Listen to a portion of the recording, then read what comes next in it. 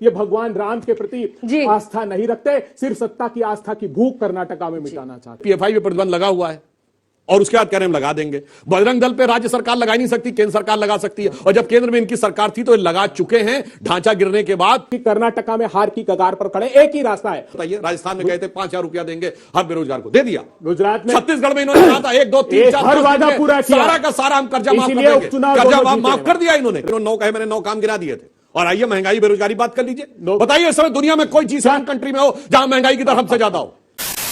दोस्तों नमस्कार, आप सभी का स्वागत है और आप देख रहे हैं एसके डिबेट। दोस्तों, कर्नाटक में विधानसभा चुनाव होने वाले हैं, तो कांग्रेस पार्टी ने अपने घोषणा पत्र में जनता से वादा किया है कि कर्नाटक में कांग्रेस की सरकार बनने पर बजरंग दल और पीएफआई को बैन कर दिया जाएगा, जबकि सभी को पता है कि केंद्र सरकार ने पीएफआई पर बैन लगा रखा है। तो दोस्तों, इस बात को बीजेपी ने चुनावी मुद्दा बना लिया है। तो दोस्तों, आज की डिबेट वीडियो इसी मुद्दे पर होने वाली है। बीजेपी की तरफ से सुधांशु त्रिवेदी और कांग्रेस पार्टी की तरफ से अभय दुबे हैं। तो दोस्तों, वीडियो बहुत शानदार होने वाली है।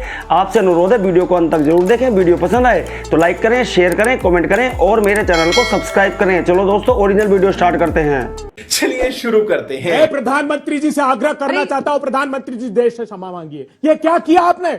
बजरंग बली को नोटिस, स्वयं बजरंग बली के नाम से नोटिस दे दिया। ये क्या किया आपने प्रधानमंत्री जी? आप कह रही थी अंजना जी मुझसे कि कोई राज्य सरकार प्रतिबंध नहीं लगा सकती, ये नोटिफिकेशन है गोवा का। श्री राम सेना पर मोदी जी आपने प्रतिबंध लगाया। भगवान प्रभु श्री राम जो हमारी मर्यादा, वचनों की मर्यादा की खातिर वैभवशाली महल को तज कर वन में चले गए, उन पर प्रतिबंध लगाया प्रधानमंत्री जी।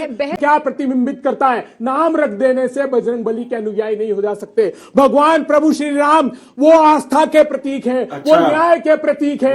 भगवान प्रभु श्री राम बसते हैं तो केवट की नाव में, शबरी के गांव में, न्याय में, वो वैमनस्य की विचारधारा में नहीं बसते, वो नफरत, नकारात्मकता, निराशा में नहीं बसते। ये भगवान राम के प्रति आस्था नहीं रखते, सिर्फ सत्ता की आस्था की भूख कर्नाटका में मिटाना चाहते। बंद करो हाथ जोड़ के। मैं भगवान राम हो, पहले ताली बजवा रहे हैं, फिर हमला करेंगे।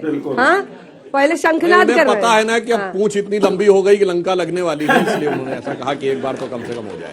रामचरितमानस में एक चौपाई है कि सहज पाप प्रिय तामस देहा यथा उलूक ही तम पर नेहा। यानी जिनके मन में पाप प्रवृत्ति बढ़ी होती है, तामसी चीजों के प्रति उनका वैसे ही सहज आकर्षण होता है, इसे शब्दशः न लिया जाए, जैसे उल्लू सहजता से अंधकार की तरफ भागता है, वैसी ही कुछ कुछ इनकी मनोवृत्ति हो गई है कि किसी भी चीज में जो भारत से लेके, भारत के शौर्य से लेके, भारतीय संस्कृति से लेके इतना विराट हो, उसमें कैसे निगेटिविटी ढूंढनी है। और अब एक टेक्निकल बात कह दूं, जो मैं बजरंग दल पे प्रतिबंध लगाने की बात नहीं कह रहे हैं, एक तो ये लगा ही नहीं सकते, पीएफआई पे प्रतिबंध लगा हुआ है और उसके बाद कह रहे हम लगा देंगे। बजरंग दल पे राज्य सरकार लगा ही नहीं सकती, केंद्र सरकार लगा सकती है, और जब केंद्र में इनकी सरकार थी तो ये लगा चुके हैं ढांचा गिरने के बाद। 10 दिसंबर 1992 को इन्होंने संघ और बजरंग दल दोनों प्रतिबंध लगाया। 90 दिन का जो ट्रिब्यूनल के सामने आने का समय होता, उसमें कुछ साबित नहीं कर पाए। 4 जून 1993 को कोर्ट के द्वारा खारिज हो गया और कोर्ट ने अपनी रिपोर्ट में जो बाहरी ट्रिब्यूनल ने लिखा है, उसने लिखा कोई भी ये सबूत नहीं दे पाए। क्या बात है सर,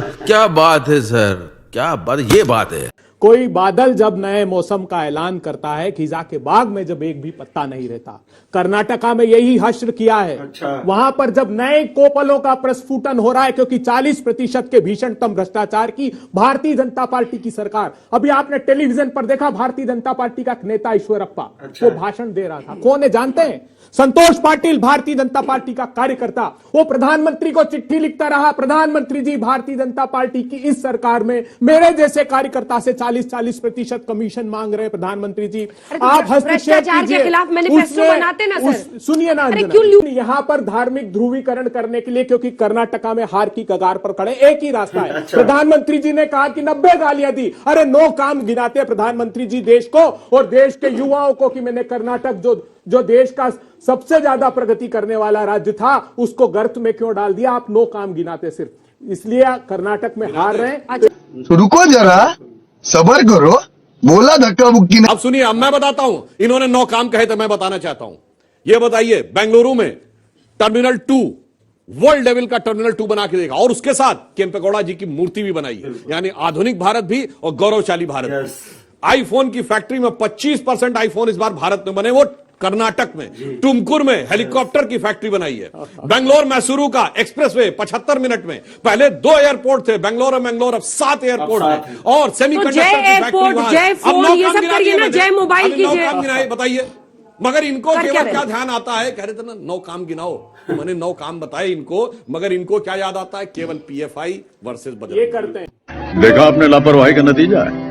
और आपने ये भी देखिए, बजरंग दल पे प्रतिबंध लगाने की घोषणा किस दिन की, मंगलवार को। यानी हनुमान जी का क्षेत्र, जो जिस क्षेत्र में उनका जन्म माना जाता है, उस क्षेत्र के संबंधित चुनाव के प्रचार के लिए मंगलवार को बजरंग दल के ऊपर प्रतिबंध लगाने का निर्णय लिया। अब बजरंग दल से अरे आगे रखते हैं, बहुत ऊपर रखते हैं। कोटा में राजस्थान सरकार ने पीएफआई को रैली निकालने की परमिशन दी थी प्रतिबंध से 2 हफ्ते पहले। अब प्रतिबंधित हो गया तो मजबूरी हो गई। पीएफआई के 1700 केस सिद्धारमैया की सरकार ने विड्रॉ कर लिए थे। मैंगलुरु में ब्लास्ट हुआ था तो डीके शिव कुमार ने कहा था, डीजीपी ने कैसे कह दिया कि ये टेररिस्ट बात है, और ये सब तो मासूम भाई हैं। और जो आपने वायदे किए, ये बताइए, राजस्थान में कहे थे 5000 रुपया देंगे हर बेरोजगार को, दे दिया। गुजरात में, छत्तीसगढ़ में इन्होंने कहा था 1 2 3 4 हर वादा पूरा किया। सारा का सारा हम कर्जा माफ कर इसीलिए देंगे। उपचुनाव कर्जा दोनों माफ जीते कर दिया इन्होंने, इन्होंने नहीं किया। इसीलिए, और इन्होंने अभी सुनिए एक लाइन और, हिमाचल में इन्होंने कहा था पेट्रोल डीजल के दाम बढ़ रहे हैं और हम आते ही घटाएंगे, और जाके चेक करिए 3 हफ्ते में 3 रुपया बढ़ा दिया। यही कहते कुछ है, करते कुछ है, यही समझ। जैसे इन्होंने 9 कहे, मैंने 9 काम गिना दिए थे। और आइए महंगाई बेरोजगारी बात कर लीजिए।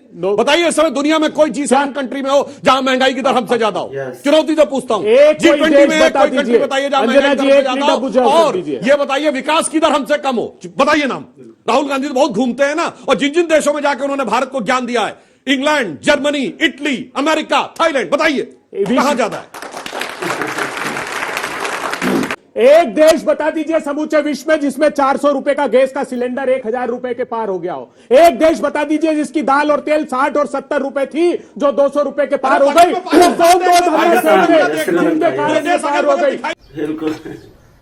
तुमसे ना हो पाएगा। एक देश का हम तो अनेक देश बता सकते हैं। अच्छा चलिए छोड़ दीजिए, छोटा सा जवाब। आपके यहां कार्यक्रम आता दुनिया आज तक, कल का दुनिया आज तक जाके देखिएगा, जर्मनी में और यूरोप में क्या प्रचंड महंगाई। 12 करोड़ जाके देखिए, इन्होंने एक देश कहा, पूरे यूरोपियन यूनियन में देख लीजिए कि क्या महंगाई है। मैं पाकिस्तान बांग्लादेश की बात नहीं कर रहा हूं। मजा आया। देखा दोस्तों, अभय दुबे बोल रहे हैं कि बीजेपी कर्नाटक में धार्मिक ध्रुवीकरण कर रही है और ये कर्नाटक का चुनाव बुरी तरह हार रही है। और वो पीएम मोदी पर आरोप लगा रहे हैं कि पीएम मोदी बोल रहे हैं कि मुझको 90 गालियां दी, उनको जनता को अपने 9 काम गिनाने चाहिए थे। तो वहीं सुधांशु त्रिवेदी जी उनको 9 काम गिना रहे हैं और बता रहे हैं कि दुनिया में कौन सा देश ऐसा है जहां पर महंगाई भारत से कम हो। तो दोस्तों आपका क्या कहना है, कर्नाटक में कौन सी पार्टी चुनाव जीत रही है, बीजेपी या कांग्रेस? कॉमेंट सेक्शन में कॉमेंट करके बताएं। और अगर वीडियो पसंद आई हो तो लाइक करें, शेयर करें, कॉमेंट करें और मेरे चैनल को सब्सक्राइब करें। चलो दोस्तों, मिलते हैं अगली वीडियो में। जय हिंद, वंदे मातरम, जय श्री राम।